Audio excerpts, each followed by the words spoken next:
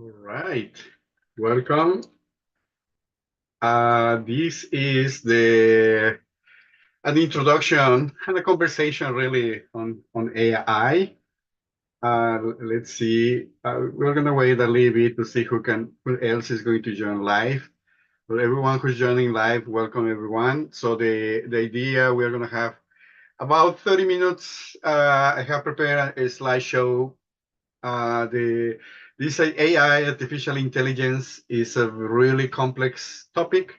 So obviously, 30 minutes is not enough. But I'll do my best on sharing some of the main topics, main things around the use of artificial intelligence, what it is when we are talking about artificial intelligence, and then we will have a conversation. My name is Hector Dominguez. I go by he, him pronouns. I work for the City of Portland at the Bureau of Planning and Sustainability at the Smart City PDX program. I am coordinating work on open data, privacy, surveillance technologies, and automated decision systems, including AI. With that introduction, let's wait a couple of minutes and we will start.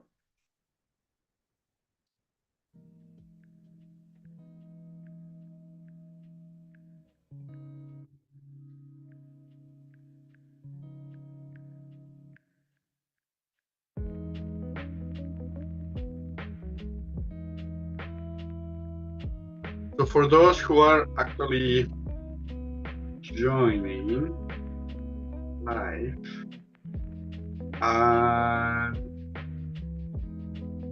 oh, looks like let's see. All right, so we're gonna be live streaming on YouTube, and we are also recording this session as well. So let's wait to live stream to come up. I thought I had, but apparently we have some problems with the live stream for some reason. I don't see the live stream. Anyways, apologies for those who are trying to join the live stream. Anyway, so let's start. And again, my name is Hector Dominguez. I'm coordinating work on open data privacy, surveillance technologies, and automated decision systems at the city of Portland. Thank you so much for joining. The artificial intelligence is having such a boom right now. Many different outlets and people are talking about the importance and emergence of AI, particularly since last year, maybe a little bit more with all the changes and evolution on something called generative AI. Generative AI is a new generation of technologies around this concept of idea of artificial intelligence. And I will go a little bit about that and on why is this important and what are the main risks and challenges of using artificial intelligence and at the end, what the government in general is doing? What our city in Portland, Oregon, what we are doing here, and what is going to be next? Right. Let's move forward. This is where we're going to be looking in general. The flow of this, introduction is going around some questions, statements. It's intended to be around 30 minutes long, and then I'm going to start. We're going to have a conversation. So questions, comments are going to be welcome. I'm going to also, that section is not going to be part of the recording. I'm going to start recording once I finish my presentation. So this presentation will describe general aspects of artificial intelligence and is intended to reach the general public in Portland, Oregon. That includes all the residents, visitors, and city staff, and even staff from other jurisdictions. Everybody is welcome here. I'm going to try to use the least technical terms. Some of you who are joining live or watching this recording might be more familiar with those, but some of you might not. Some of these ideas might be completely new. So I'm going to try to reduce all these technical terms and try to explain as much as possible what I'm talking about. I have one slide that was very difficult, but I'll do my best. So this presentation is also intended to be an introduction. So it's just an initial conversation. So I'm going to be sharing like what we are, like some definitions. So with that, we can actually start kind of communicating, talking to each other in better ways. And this is not the overall like truth of what's happening in artificial intelligence or technology in general, right? This is just one aspect, one perspective. And you as an audience, somebody who's participating here, you may have your own perspective. And what we want to have in Portland is, this like compilation of all the perspectives and try to find that common ground that allows the city to put together forward better policies, better programs, better strategies, and collaborate with our Portland community, which is like so rich and also have the potential to be very engaged on all these different issues. The Smart City PDX program is a city of the Bureau of Planning. It's a program of the Bureau of Planning and Sustainability, part of the city of Portland here in Oregon. And we have different lines of work that includes privacy, surveillance technologies, open data, data governance, and data services. Very recently, we started, I'm going to stop actually, I just realized the music in the background is still ongoing. So very recently, we included automated decision systems and artificial intelligence. What is artificial intelligence? And, answering this question in preparation to this presentation was kind of hard Again, this presentation is intended to be friendly and open and accessible to everybody. Most of the definitions out there are very technical, either because they come from universities or academic circles, or they can come from industry, like vendors, companies that they have been working on artificial intelligence for decades. Experts in those companies who define these terms accordingly to their own context, right? Sometimes definitions come from government or agencies that are trying to standardize the use of these technologies or regulate the use of these technologies. And they need to be very precise on specific terms. So getting like a very simple definition is very difficult. This is what I came up. And you may have another alternative, but artificial intelligence is a collection of computing tools. That means that we need a machine, methods and procedures that use data and information for building models of the world to generate outputs, such as predictions, new content, recommendations, or decisions that can influence physical or virtual environments, the digital world. I added that graph that you see at the bottom, that is from the organization OECD, the AI principles, artificial intelligence principles, just to show you that for these tools, there is a workflow, and it's very intricate. So this workflow has many feedback loops in between. And everything goes around information, everything goes around management of that information. And there are different steps to transform the information from one input to a desired output, right? So you don't have to understand what every single module here is. But what my intention here is you need to understand that this is a whole flow. It's a pipeline of transformations that go from input to output. So in terms of these tools around artificial intelligence is really old. So the concept it comes from the 50s and it has been evolving. And it just includes like all these things that are here. This is a slide that is kind of hard not to be very technical sometimes, but well, autonomous systems that just go by themselves or they can regulate by themselves. Like you can think about robots, for instance, machine learning, deep learning, generative AI, and large language models, fancy terms, is basically like a collection that includes neural networks. It's basically this collection of tools that they are using data for training. The differentiation there is the scale of the data that these different tools use.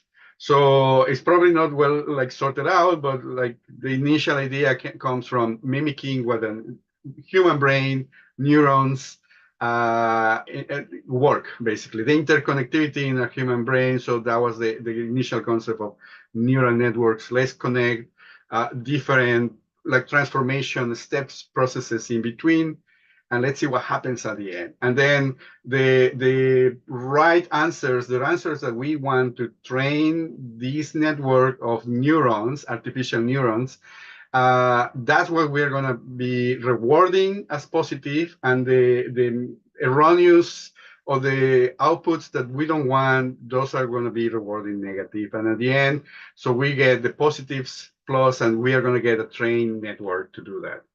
So machine learning, they just come to a certain level of scale, and then that starts increasing, and there are some obviously differences in between.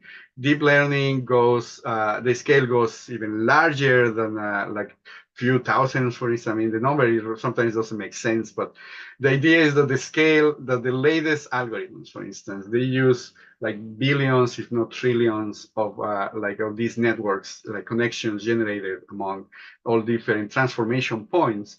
And that's how more complex outcomes can be achieved. But also it comes with expense, right? So it has requires a lot of computing power. It requires a different ways of designing those tools and designing all these systems, right? And then there are, why are we using these? We may use it for pattern recognition, right? So just to see with a camera, we take an image, a picture, or that can be moving image, and then we identify a car, right? We identify now contextual issues. We identify a car that is on the street with a tree on the side, right? That is shaded, for instance. Anyways, pattern recognition. Classification, we may have information all like mixed up together. So we are trying to identify specific groups on clusters of information based on specific rules, right? So we are trying to identify in terms of, we have a farm, for instance, we are trying to identify chickens, cows, like pigs, goats, and here and there, right? So classification. Natural language processing, the way that we communicate with each other, so it can be we can generate transcripts, and then we organize our language in a way that we understand, a machine really can understand what we're talking about, right? It's a process of collection, the audio, transcript that, and then understanding what we're talking about, and then generating all these different outcomes based on that. And it can be like used for translation in between one language and another. And then chatbots and avatars.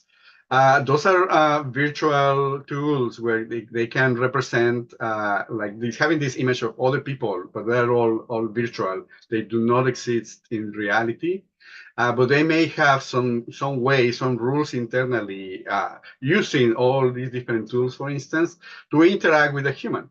So that has been part of the like early dreams around AI. And this is just a set of tools, and is definitely there are more, but for now, let's stay with this. So uses and application of AI. So we have the tools, but why we're using these tools, right? And this, again, this is just like a quick list. People use those artificial intelligence tools for decision making, right? Also, modern activities, modern days, organizations, we collect incredible amount of information. It's so hard for a human, for a person to go and navigate through all that. So everything is digitalized, which facilitates access up to some extent. But then now we need something to have access to that, right? So we want to identify, classify all this information, help us to understand what's happening there. So processing large amounts of information.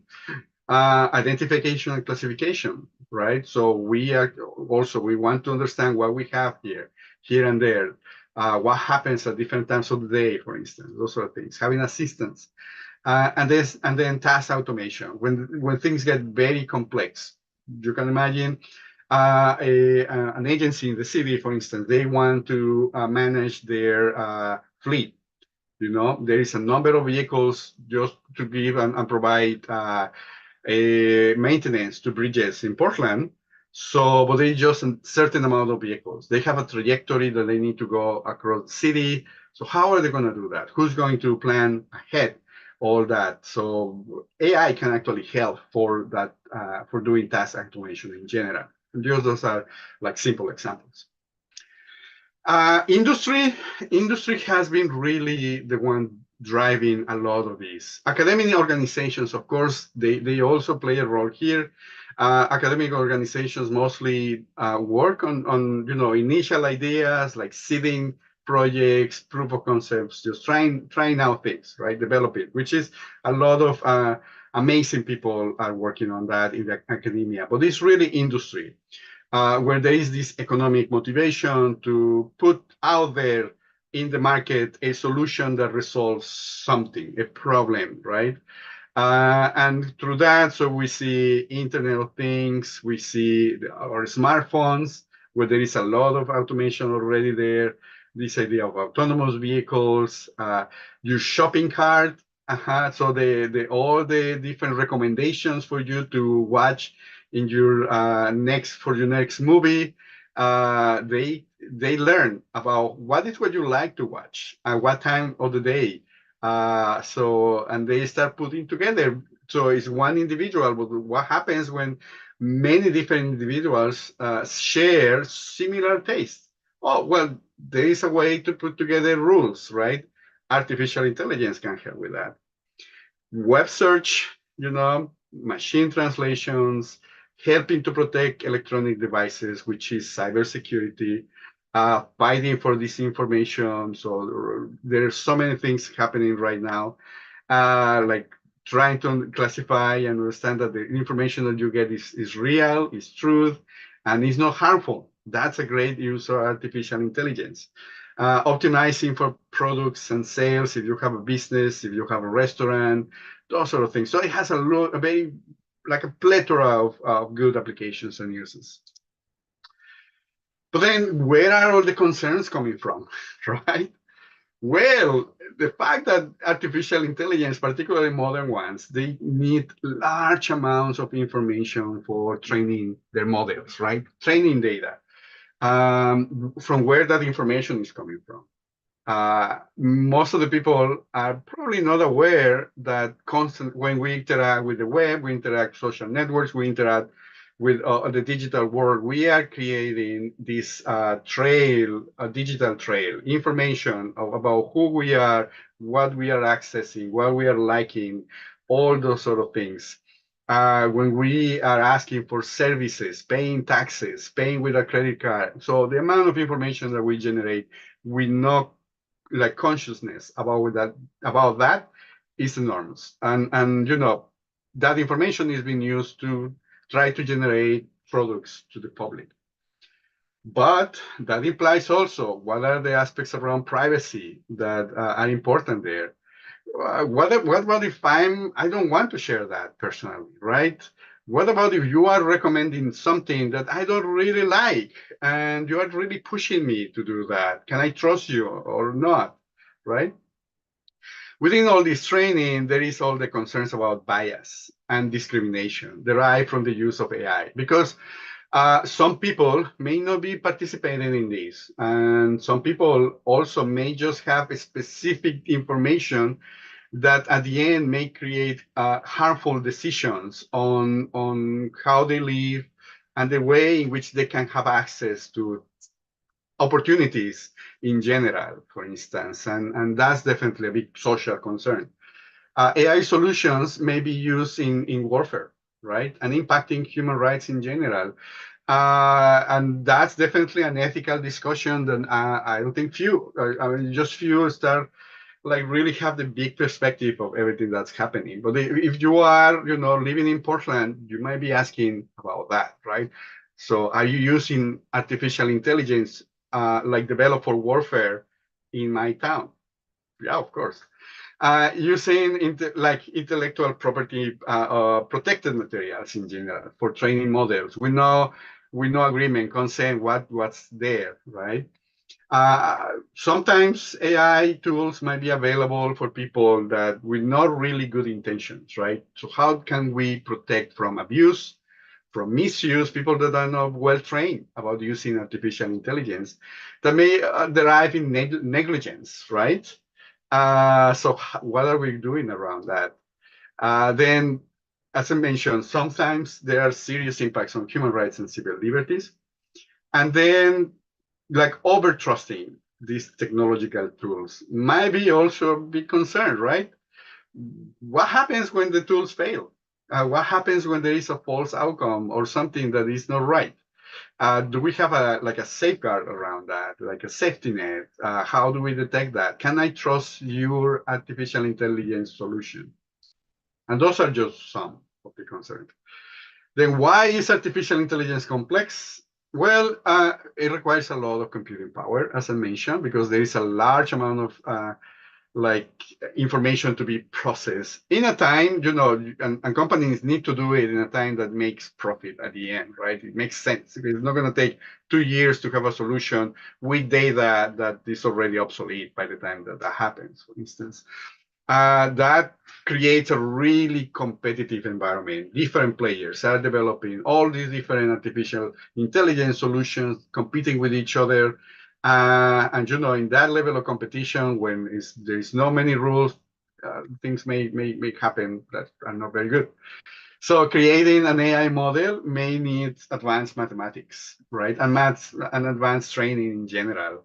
And that also derives on who's doing that, who's really trained, and there is a limited number of people who sometimes can do specific tasks or specific designs. Though so talent is very limited, and it really requires a long education track. Training on an AI algorithm may require many different data sources, and connecting data sources in an environment where they are different. So it's like working with apples and oranges, and then we're trying to figure out how to make I don't know, pineapple juice. It's complicated. So we need to standardize information in a way that it's workable. There are many occasions ethical issues, right? When there is not a real clear cut between the bad and the good that we are doing. Sometimes harms may justify, sometimes good may justify some harms. But where is that line, right? It's an ethical discussion and conversation. And definitely it requires interdisciplinary collaboration, particularly when doing assessment, protection, safeguarding of all this. It's not only a technical challenge, but it just becomes a social challenge as well. And economic, of course, economic, regulation, and all that. So why is important now? Well, because we live in a world where information is like huge and everything is already collected. So many companies and organizations want to use that as a way to offer better products, better solutions, right? All the modern problems and issues that we are living right now, they are compounding each other, right? Climate change, economic crisis, housing crisis, public health crisis. They're kind of all over the world, and artificial intelligence and data information systems can actually help. I believe they can help, but we need to do it responsibly, and we need to do it in collaboration with everybody, right? Computing systems now are faster, are really incredibly faster and very efficient. So it's not like, and this is changing sometimes like 3 months, every 3 months, you get a new hardware that is completely different to the one before, and it's just amazing. So that enables using more complex artificial intelligence solutions and trying more other things, right?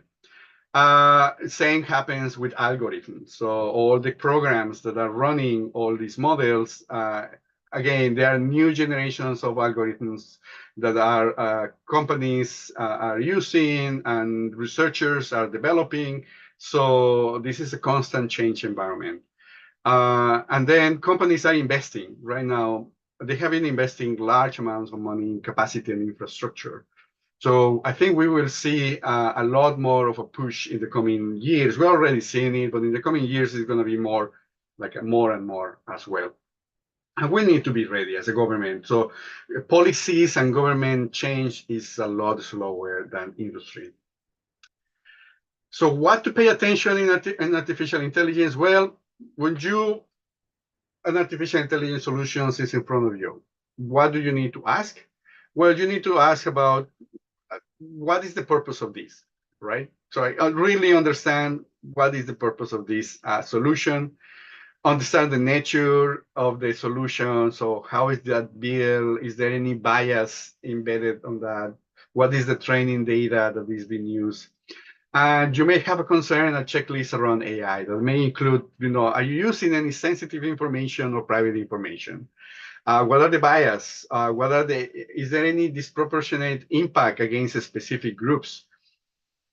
Have you thought about any ethical conflicts, especially when there is, the special interest or just benefit some groups at the expense of other groups?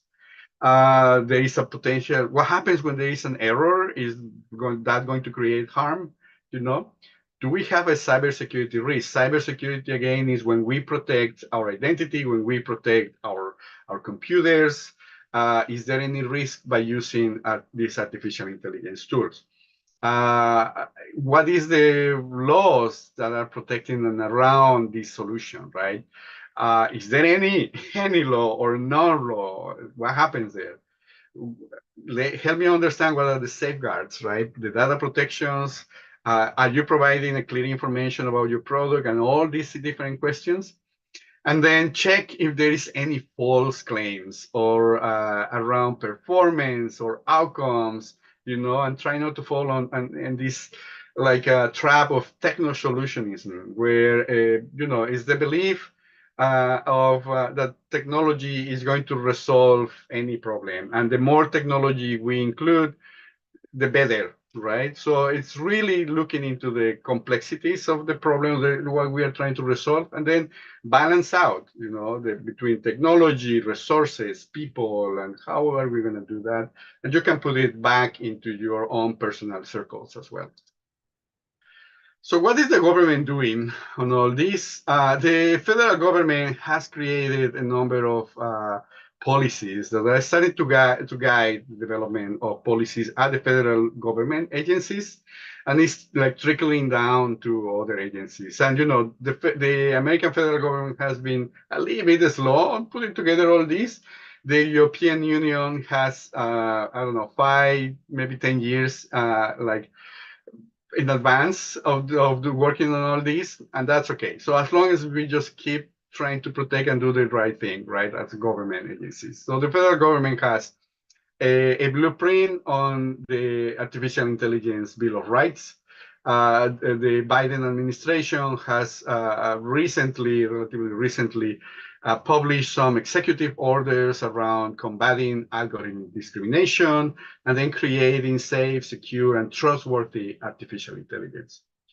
At the Oregon state level, the governor has created an artificial intelligence advisory council to support how agencies are going to implement artificial intelligence. The last legislative session, there were a couple actually of bills that include AI, but particularly the one around informing and disclosing the use in election campaigns is really important, considering that it's protecting our democracy. Finally, at the city of Portland, we definitely have been working on artificial intelligence, and we are building this work on more foundational policies that include privacy, include open data and data governance, our face recognition bans, and the surveillance technologies policies. Go. All right, so next. So in the city of Portland, we are actually we support all this work on our core values that include anti-racism, equity, transparency, communication, clear communication, and honest communication, collaboration, and fiscal responsibility. That's another thing. The fiscal responsibility piece is really important. And then at the end, we want to be champions, really, of digital rights. And digital rights are human rights in general. Therefore, the work that we are doing on artificial intelligence and privacy surveillance technologies has been in close collaboration with our Office of Equity and Human Rights. So we have been, working in Portland, making them artificial intelligence is more than just an AI. So it's also, we are kind of labeling everything automated decision systems, which includes models and calculations, spreadsheets, and all the tools that help to make decisions automatically in general that are not necessarily artificial intelligence. Working on foundational like tools and policies, privacy, transparency, public participation, which is this session is an example of, figuring out how oversight of all this might look like, and working on data governance. We are also internally have been working on building procedures to determine impacts and risk assessments, particularly in the context of privacy. But we are actually evolving these processes and procedures to also include artificial intelligence and algorithms. The city has already sent last year an internal guidance on what the use of generative AI for different staff, and is currently working on a more permanent policy for that. And then you can find more on this work on in our website for automated decision systems. Finally, where to learn more. If you're interested about learning more, there's so many different sources, which is very exciting, but also it can be very overwhelming. Please check out academic institutions, community colleges. They're starting also conversations about offering some classes on artificial intelligence, for instance, or universities. They also put together public events here in Portland State University, Oregon State University, University of Oregon. They definitely are very active on that. You want to learn more from the international agencies, the UN and their agencies, the OECD, the IEEE, which are international organizations. They definitely have a lot of information. At the federal level, government agencies, the National Institute of Standards and Technology, NIST, is part of the Department of Commerce and has been working on putting together standards around everything, algorithms, risk assessment, privacy, and artificial intelligence. Look into what the state is doing and all the local jurisdictions, the city of Portland, Multnomah County, and the counties in general, and Metro as well. There are think tanks and research organizations that constantly generate reports.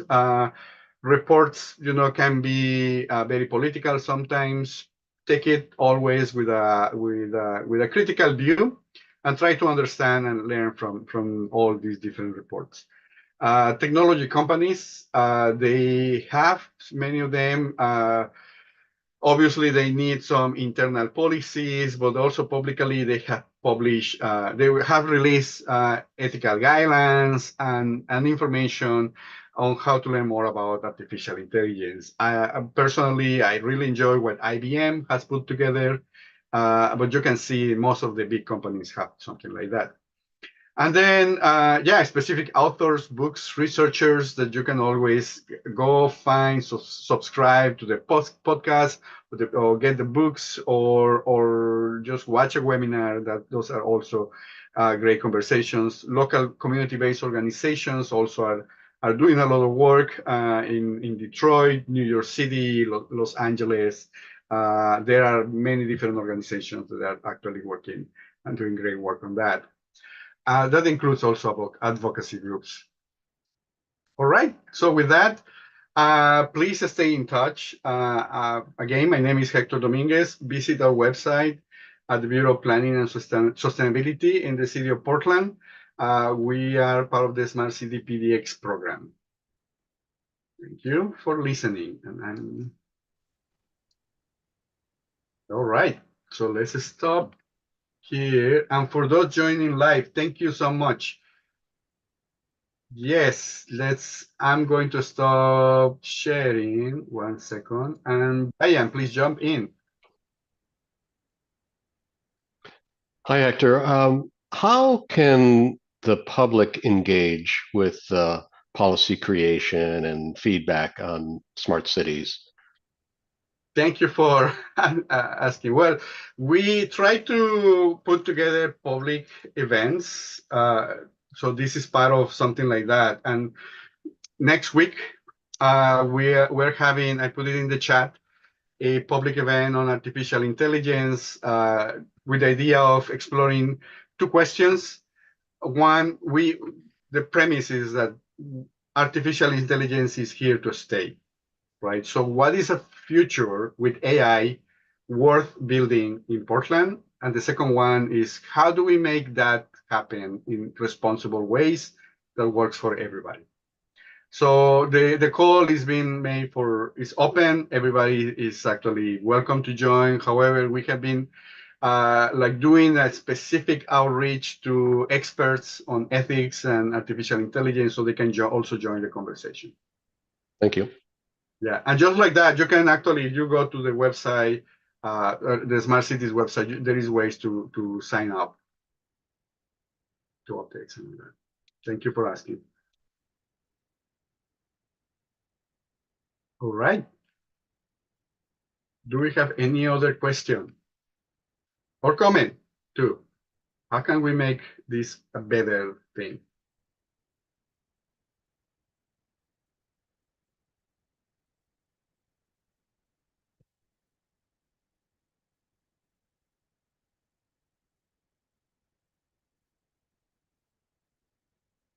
So people are dropping off, which means that probably you are all good.